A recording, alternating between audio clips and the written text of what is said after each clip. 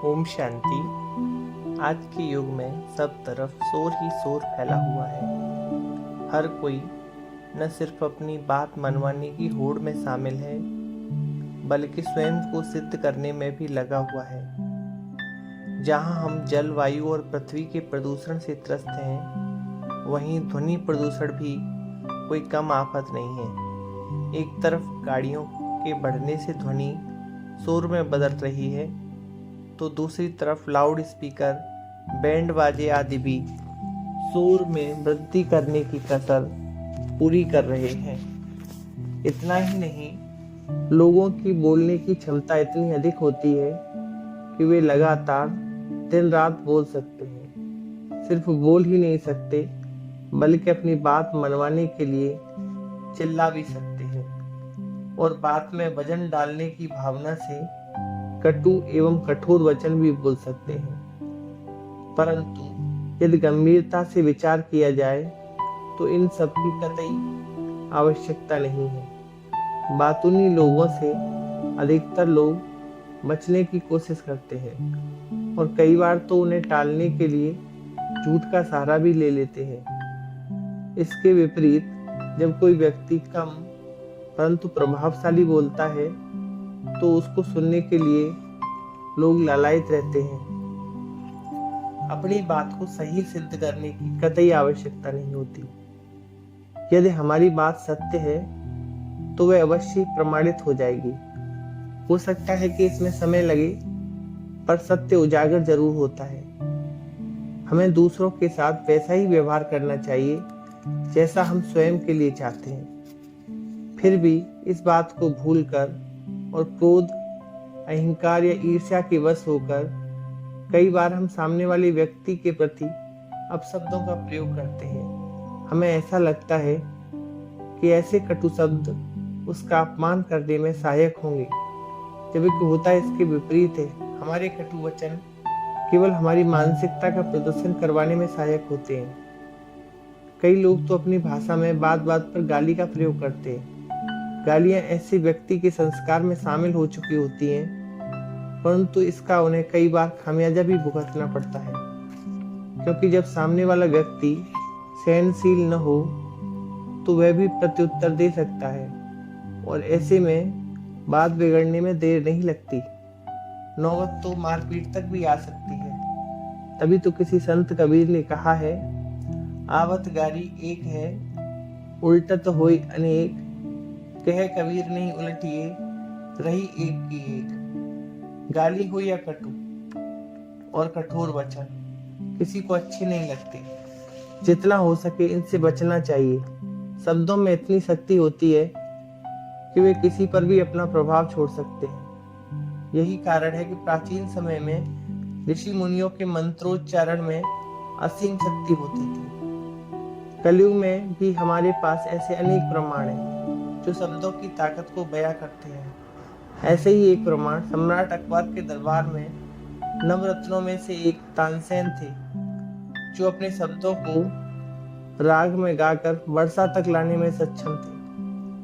द्रौपदी द्वारा दुर्योधन को कहे गए कटु वचन किस प्रकार महाभारत की रचना में सहायक हुए, यह भी सर्वविदित है।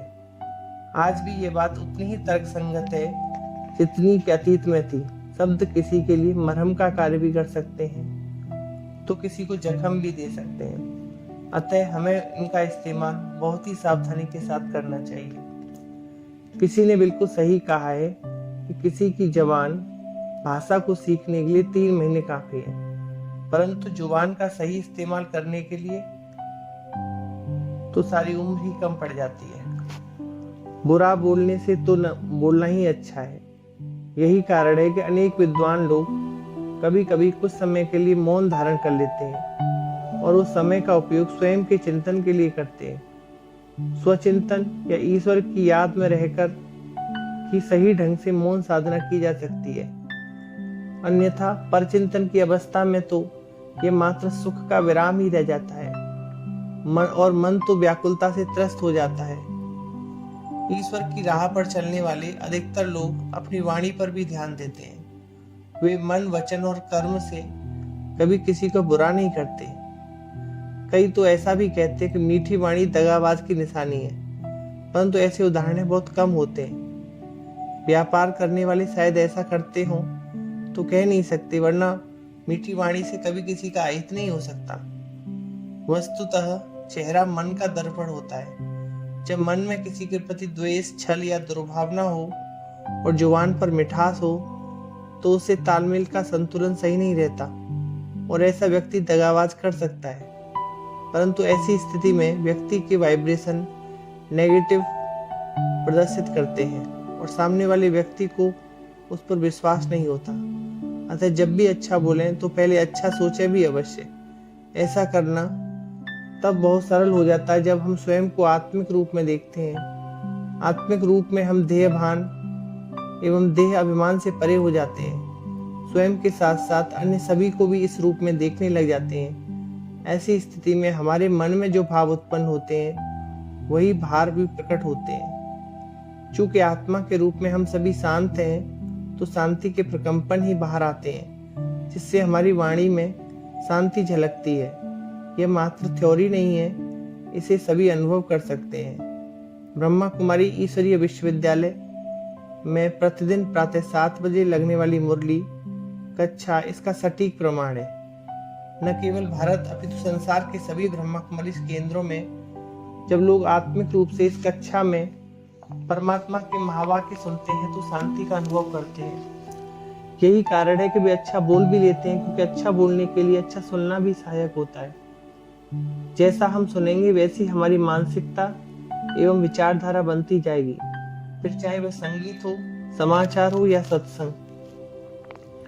जब कोई व्यक्ति हमारे प्रति अच्छी भावना रखता है और हमारे साथ अच्छे बोल बोलता है तो स्वतः ही हम भी उसके प्रति अच्छी भावना रखते हैं और अच्छे बोल ही प्रसारित करते हैं। परंतु महान योगी, संत एवं साधक तो उन सबके प्रति भी कल्याण की भावना रखते हैं जो उन्हें भला बुरा कहते हैं या उनके साथ गलत व्यवहार करते हैं।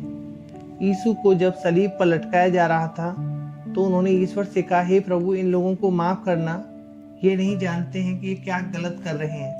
वर्तमान समय में मनुष्य के विकार चरम सीमा पर पहुंच गए हैं। बच्चों, बूढ़ों सभी में क्रोध भरा पड़ा है। फिर क्रोध की टक्कर जो होती है वह अहंकार से होती है। जब कोई किसी से क्रोध से बात करता है तो सामने वाला इसे अपने अहम पर चोट समझकर बदले में और ही उग्र प्रदर्शित करता है। जबकि ऐसी परिस्थिति में टालने का प्रयास किया जाना चाहिए। क्रोध एक ऐसा भूत है कि सामने वाले को भी कब प्रवेश कर जाए पता ही नहीं चलता। अतः यदि क्रोध से बात करें तो हमें चुप हो जाना चाहिए। कहते भी हैं, एक चुप 100 सुख।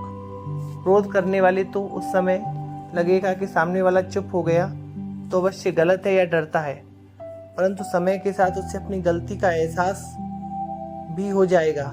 कम बोलने वाला व्यक्ति अपनी ऊर्जा का उपयोग सार्थक सोचने, समझने एवं रचनात्मक कार्यों में कर सकता है।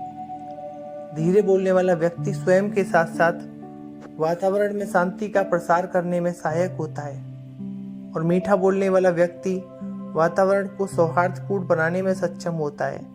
ऐसा व्यक्ति लोगों के हृदय में निवास करता है। इसलिए सदा ध्यान रखें, कम बोलें, धीरे बोलें, मीठा बोलें। अच्छा, ओम शांति।